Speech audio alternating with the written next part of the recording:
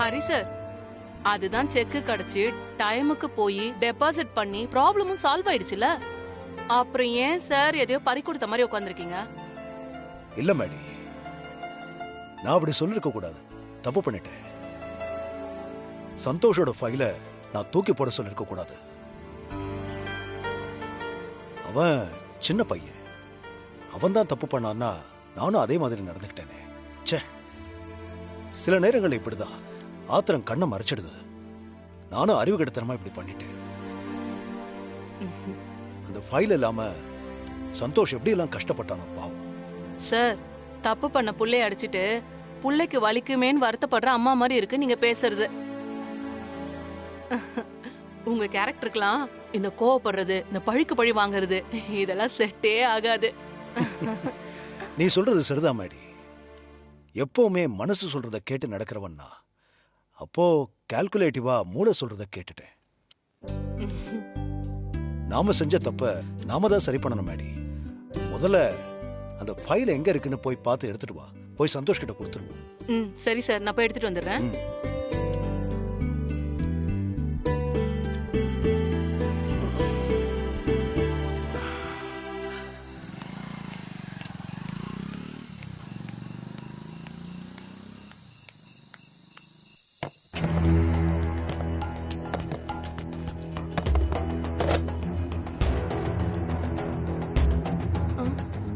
இங்கதானே போட்டேன், எங்க காணோம்? யாராவது எடுத்துட்டு போயிருப்பாங்களோ?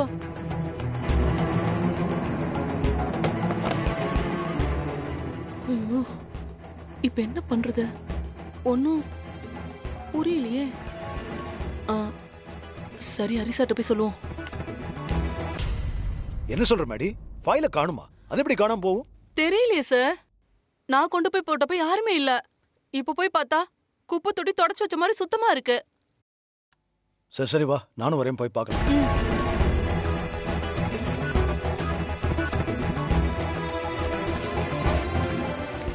நீ எங்க பார்த்த?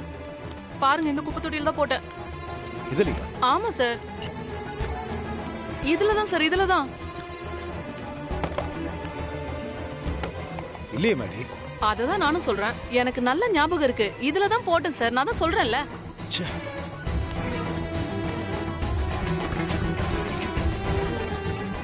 குப்பை தொட்டி காலியா இருக்குன்னா நம்ம ஜெனரேட்டர் ரூம் பக்கத்துல அந்த பெரிய குப்பை தொட்டி இருக்குல்ல, அங்க எல்லாத்தையும் கொண்டு போய் சிங்காரம் போட்டிருப்பான். கண்டிப்பா அங்கதான் இருக்கும். வா, போய் பார்க்கலாம். வாங்க.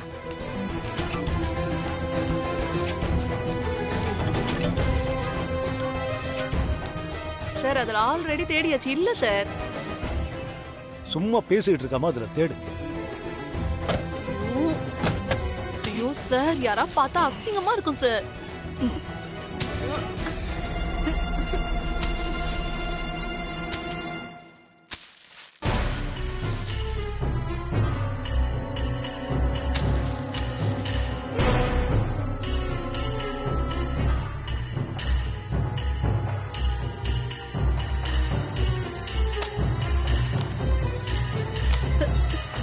அடி, ஃபைல் கிடைச்சிருச்சு. Thank God.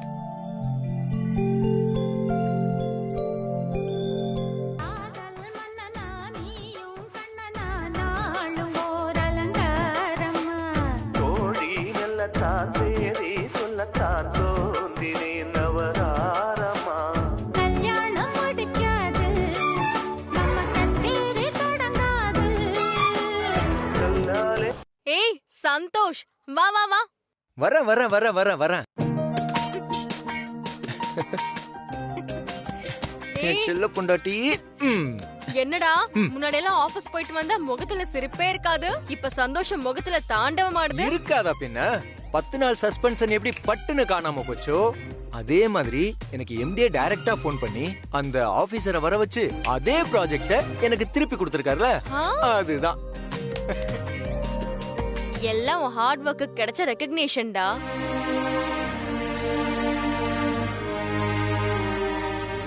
என்னாச்சுடா? இல்ல பவி, அம்மாவோட தியாகத்தால கிடைச்சது. என்ன சொல்ற சந்தோஷ்? நீ ரீஜாயின் பண்ணதுக்கும் அத்தைக்கும் என்ன சம்பந்தம்? இல்ல, சம்பந்தம் இருக்கு பவி. நான் சஸ்பெண்ட் ஆகி வீட்ல கஷ்டப்படுறத பார்த்து அம்மா பொறுக்க முடியாம என்னோட ஆபீஸ்க்கு போயிருக்காங்க. என்னது? அத்தை உன் ஆபீஸ்க்கு போனாங்களா? எதுக்குடா? எங்க எம்டிய பார்த்து பேசுறதுக்கு. பக்கத்துல இருக்கிற கடைக்கு போகிறதுக்கு கூட என்ன துணைக்கு கூப்பிடுவாங்க. எப்படி உன் ஆபீஸ் வரைக்கும் போனாங்க? என் மேல உள்ள பாசம் பவி. உள்ள பாசம் கண்ணை மறைக்கும்னு சொல்லுவாங்க.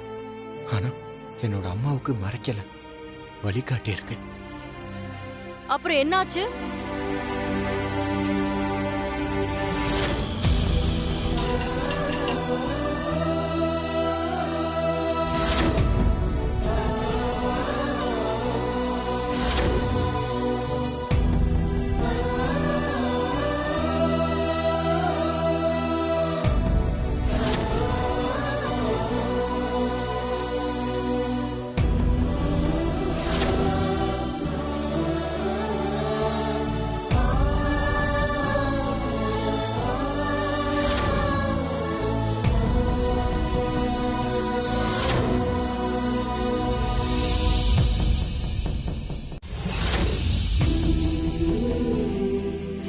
அத்தை ரியலி கிரேட் சந்தோஷ்.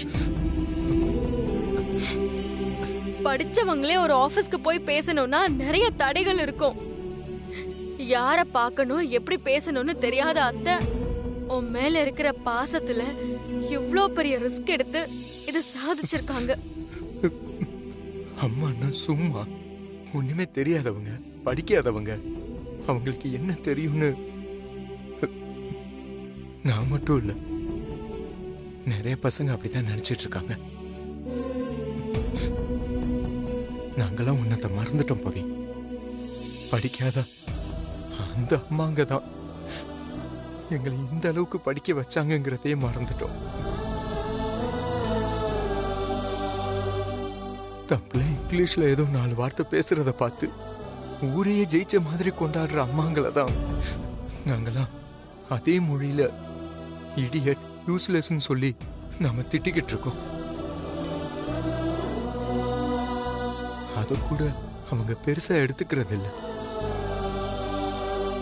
அவ்வளவு ஏன் எனக்கு வேலை போச்சுன்னு உடனே எங்க எம்டிட்ட பேசணும்னு உனக்கு தோணுச்சா பவி? ஏய் இல்ல சந்தோஷ், உனக்கு தப்பா சொல்லல. உனக்கு வேலை போயிருந்தாலும் நானும் உன்ன மாதிரி தான் ஆறுதல் படுத்திருப்பேன்.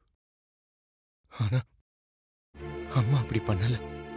பாரு, என் கஷ்டத்தை புரிஞ்சுக்கிட்டு அந்த எம்டியை பார்த்து அவர் காலில் விழுகிற அளவுக்கு போயிருக்காங்க பவி. இப்படி ஒரு அம்மா கிடைக்க நான் போன ஜென்மத்துல என்ன தவம் பண்ணியிருந்தனும்.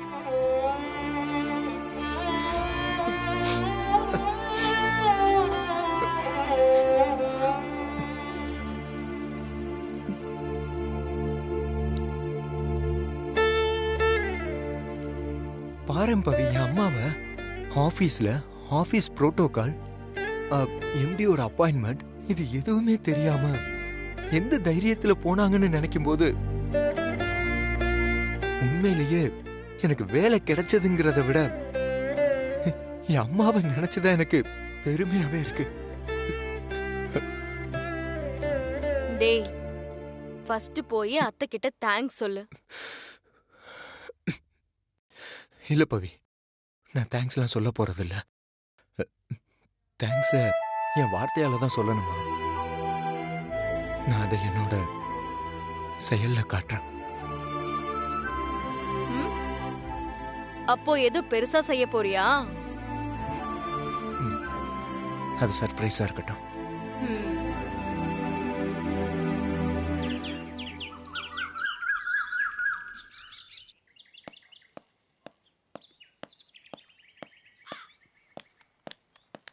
சந்தோஷ், சந்தோஷ் ஒரு நிமிஷம்.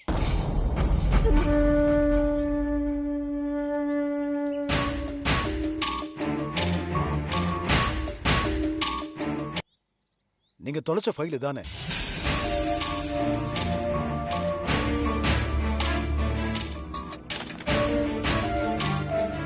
இது எப்படி உங்ககிட்ட வந்துச்சு? நீங்க இன்னைக்கு ஆபீஸ் போற அவசரத்துல எங்கேயே விட்டுட்டு போயிட்டீங்க சந்தோஷ். நான் கொடுக்கலான்னு தான் எடுத்து உங்களுக்கு ஃபோன் பண்ணேன். ஆனா நீங்க போனை எடுக்கல. சார் அதான் கொடுத்துட்டீங்கல்ல, வாங்க போலாம். இருங்க. நான் போன் எடுக்கல, ஓகே. அப்ப எங்க வீட்ல கொடுத்துருக்கலாம்ல. இத்தனை நாள் கழிச்சு கொடுத்துருக்கீங்கன்னா என்ன அர்த்தம்? சந்தோஷ், தேவையில்லாம பேசாதீங்க. அதான் உங்க ஃபைல் உங்களுக்கு கிடைச்சிருச்சுல. சார் வாங்க போலாம். இல்ல மேடி, எதுக்கு மூடி மறைச்சுக்கிட்டு? நடந்தது என்னன்னு அவரும் தெரிஞ்சுக்கிட்டோம். ஆமா சந்தோஷ், நான் வேணும்னு தான் அந்த ஃபைலை கொடுக்கல. ஆக்சுவலா இதை நான் பண்றதுக்கு காரணமே நீங்க தான். கொரியர்ல எனக்கு வந்த செக்கை வாங்கி ஸ்டோர் ரூம் பக்கத்தில் இருக்கிற குப்பை தொட்டியில போட்டது தெரிஞ்சதும் எனக்கு கோவம் வந்துருச்சு. அதான் நானும் இந்த ஃபைலை தூக்கி குப்பை தொட்டியில போட்டேன். என்ன பண்றது? இருந்தாலும் என் மனசு கேட்கல. இதனால உங்க ப்ரொஃபஷனல் லைஃப் பாதிக்கக்கூடாதுன்னு. அதுதான் என்னோட ப்ரொஃபஷனல்ல பாதிச்சிருச்சு. இந்த ஃபைலால எனக்கு 10 நாள் சஸ்பென்ஸ் கிடைச்சிருக்கு. உங்களுக்கு தெரியுமா அது? ஐ அம் வெரி சாரி சந்தோஷ். போதும், நிறுத்துங்க உங்க நாடகத்தை. அது எப்படி? உங்களுக்கு வந்த கொரியரை நான் சைன் போட்டு வாங்கி குப்பை தொட்டியில போட்டேன்னு இவ்வளவு போய் சொல்றீங்க? உங்க கொரியர் கவரெல்லாம் நான் கண்ணுல கூட பார்க்கல. சும்மா நடிக்காதீங்க சந்தோஷ். நீங்க சைன் பண்ணி வாங்குனீங்கன்னு கொரியர் கம்பெனில கன்ஃபார்ம் பண்ணியாச்சு. ஆஹா, சூப்பர். நீங்களும் அவரும் சேர்ந்து டிராமா போடுறீங்களா? நான் கையெழுத்து போட்டு வாங்கினேன்னா அதுக்கு பதிலுக்கு பதில் பழி வாங்க நீங்க என் ஃபைல குப்பை தொட்டியில போடுவீங்க. வாய்க்கு சம இப்படி பச்சையா போய் சொல்றீங்களே. என் ஃபைல எனக்கே தெரியாம கார்ல இருந்து திருடி எனக்கு வேலை போகணும்னு கெட்ட எண்ணத்துல இதெல்லாம் பண்ணிருக்கீங்கல்ல. சந்தோஷ், வாய்க்கு அந்த மாதிரிலாம் பேசாதீங்க. ஹரி சார் கெட்ட எண்ணத்துல பண்றதா இருந்தா உங்ககிட்ட எதுக்கு ஃபைல் எடுத்துட்டு வந்து கொடுக்கணும்? எப்பவும் யாருக்கும் கெட்டது நினைக்காதவர் தான் ஹரி சார். நீ எங்க செக்க குப்பையில போட்டதுனால தான் அவர் இப்படி பண்ணாரு. நீ செஞ்சது மட்டும் சரியா? நான் கொரியரை வாங்கவே இல்லைங்கிற நீ திரும்ப திரும்ப அதே சொல்லிக்கிட்டு இருந்தா என்ன அர்த்தம்? ஓ, இப்ப புரியுது. நீ இவரோட கூட்டாளி தானே. இவர் புத்தி தானே உனக்கும் இருக்கும். இந்த ஃபைல் இல்லாம 2 நாள் எனக்கு எவ்வளவு டென்ஷன் தெரியுமா? சாரி சந்தோஷ், என்னால நீங்க ரொம்ப கஷ்டப்பட்டிருக்கீங்க. இந்த நல்லவன் மாதிரி ஆக்ட் கொடுக்கிற வேலை எல்லாம் என்கிட்ட வச்சுக்காதீங்க. இந்த ஃபைலை வச்சு இனி ஒரு மண்ணும் நான் பண்ண போறதில்லை. கேவல எனக்கு.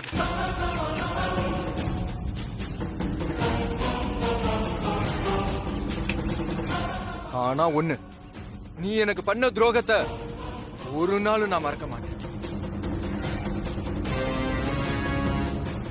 Santhosh sir, please. அவன் சொன்ன புரிஞ்சுக்கிற கண்டிஷன்ல இல்ல சார். நீங்க என்னதான் விளக்கம் சொன்னாலும் அவன் அதை தான் சொல்லிட்டு இருப்பான். வாங்க போலாம். வாங்க.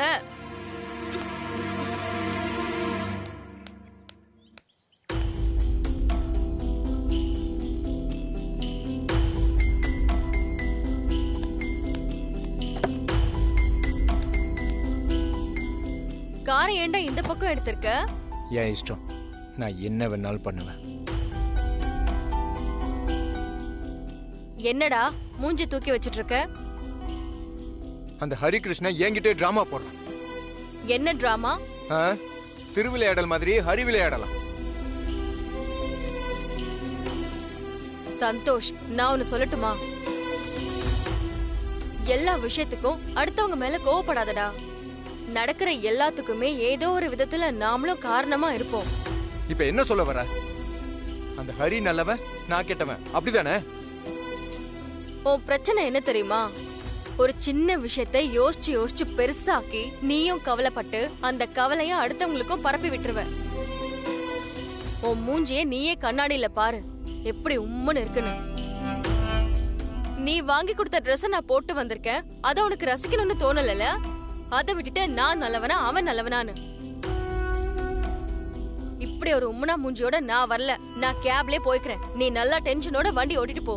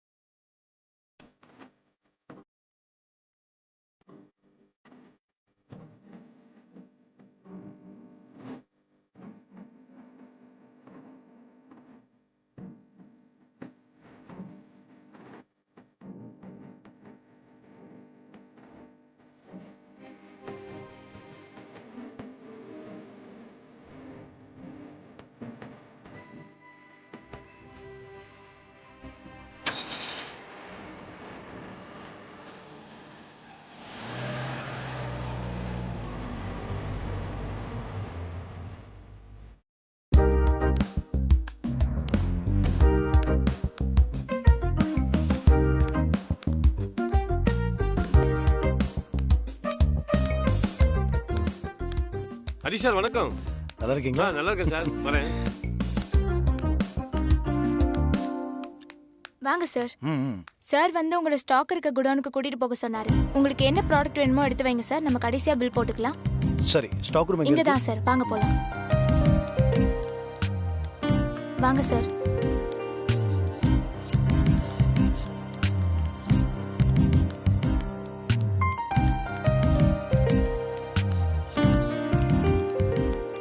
இதான் சார் ஸ்டாக் ரூம். உங்களுக்கு என்ன தேவையோ எடுத்து வைங்க. சரி. நான் வந்து பாத்துக்கிறேன். Thank you. Okay sir.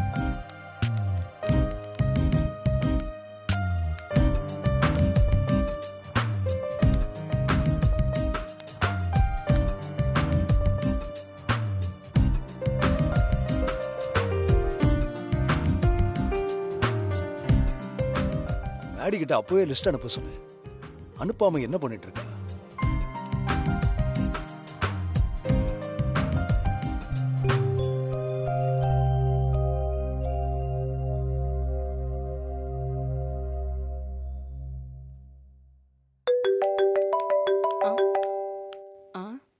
Hari sir. Hello Hari sir, எங்க இருக்கீங்க? ஏ மேடி, நான் சூப்பர் மார்க்கெட்ல இருக்கேன். மேடி, ஸ்டோர் ரூம்ல ஸ்டாக் எடுத்துட்டு இருக்கேன். என்ன வேணும்னு கொஞ்சம் சொல்றியா? வாங்கிட்டு வந்துடுறேன். ம், எதுக்கு சார் நான் சொல்லிக்கிட்டு? ஸ்டாக் எல்லாம் எதெல்லாம் இல்லையோ அதை லிஸ்ட் போட்டு நான் உங்களுக்கு வாட்ஸ்அப்ல அனுப்புறேன். அனுப்புறேன்னு சொல்லிட்டு இருக்கே தவிர ஒன்னும் அனுப்ப மாட்டேங்கிறேன். ம். தேவையில்லாம பேசுறத விட்டுட்டு என்னென்ன வேணும்னு சொல்லு. நான் லைன்லயே இருக்கேன். நீ சொல்லு அப்படியே எடுத்துக்கிறேன். சொல்லு. அப்படியா? அப்ப ஓகே சார். ரொம்ப லெங்தா இழுக்காத மேடி. பேட்டரி கம்மியா இருக்கு, கொஞ்சம் சீக்கிரம் சொல்லு. Okay sir. மைதா மாவு 10 kilo.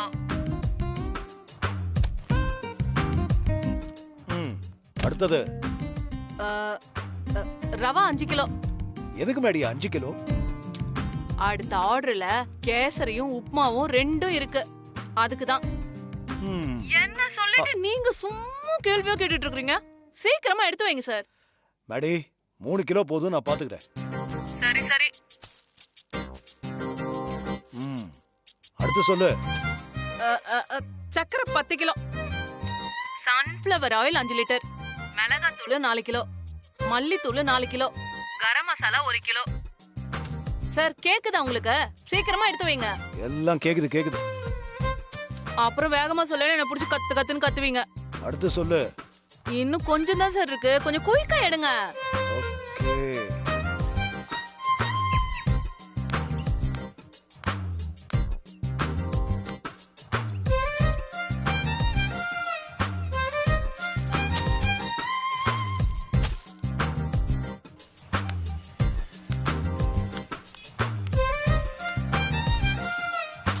Hello Maddy. Hello Hari sir. Hari sir, என்ன பதிலே காணோம்? நெட்வொர்க் ப்ராப்ளமா? ஹலோ மேடி, என்ன சைலண்டா இருக்க? போன் ஆஃப் ஆயிடுச்சு போல இருக்கு. சரி, இன்னும் கொஞ்சம் தானே இருக்கு. கடைக்கு ஃபோன் பண்ணா கொண்டு வந்து கொடுக்க போறாங்க, பாத்துக்கலாம். இது என்னது?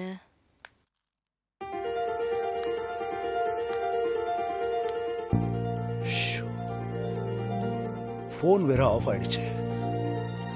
பேட்டரி பின் சார்ஜர் இங்க யார் வச்சிருப்பாங்கன்னு தெரியலையே.